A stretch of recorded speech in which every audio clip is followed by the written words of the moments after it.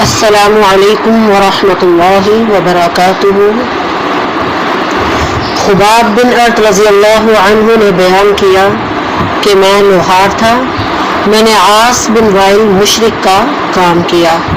جب میری بہت سی مزدوری اس کے سر چڑھ گئی تو میں اس کے پاس تقاضا کرنے آیا۔ وہ کہنے لگا کہ اللہ کی قسم میں تمہاری مزدوری اس وقت تک نہیں دوں گا جب تک تم محمد صلی اللہ علیہ وآلہ وسلم سے پھر نہ جاؤ۔ میں نے کہا خدا کی قسم یہ تو اس وقت بھی نہ ہوگا جب تو مر کے دوبارہ زندہ ہوگا۔ اس نے کہا کیا میں مرنے کے بعد پھر دوبارہ زندہ کیا جاؤں گا؟ میں نے کہا کہ ہاں۔ اس پر وہ بولا پھر کیا ہے؟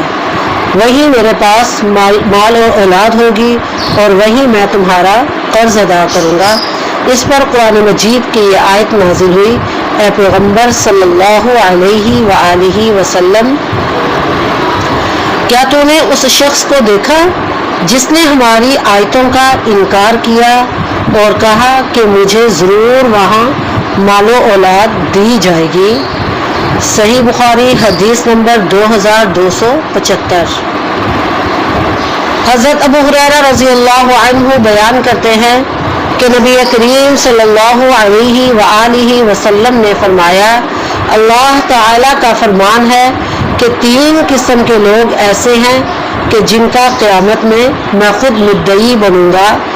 ایک تو وہ شخص جس نے میرے نام پہ عہد کیا اور پھر وعدہ خلافی کی، دوسرا وہ جس نے کسی آزاد آدمی کو بیچ کر اس کی قیمت کھائی، اور تیسرا وہ شخص جس نے کسی کو مزدور کیا، پھر کام تو اس سے پورا لیا لیکن اس کی مزدوری نہ دی۔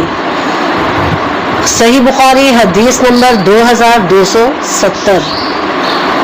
سلمہ بن عقور رضی اللہ عنہ بیان کرتے ہیں کہ ہم نبی کریم صلی اللہ علیہ وسلم کی خدمت میں موجود تھے کہ ایک جنازہ لایا گیا۔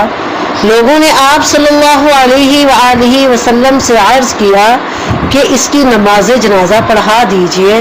اس پر آپ صلی اللہ علیہ وآلہ وسلم نے پوچھا کیا اس پر کوئی قرض ہے؟ لوگوں نے بتایا کہ نہیں، کوئی قرض نہیں ہے۔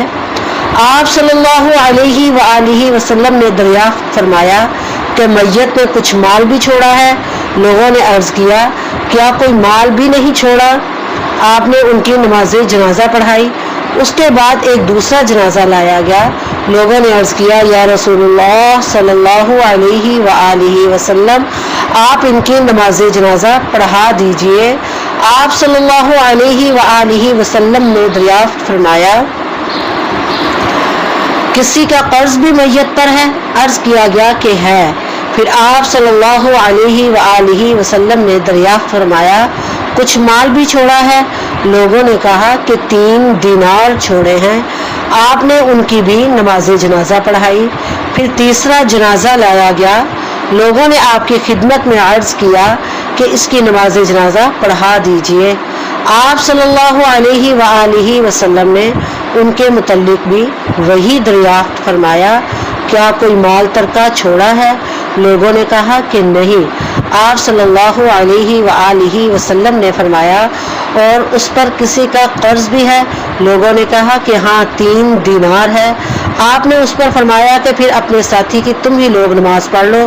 ابو قتادہ رضی اللہ عنہ بولے یا رسول اللہ صلی اللہ علیہ وآلہ وسلم، آپ ان کی نماز جنازہ پڑھا دیجئے، ان کا قرض میں ادا کروں گا۔ تب آپ نے اس پر نماز جنازہ پڑھائی۔ صحیح بخاری حدیث نمبر 2279۔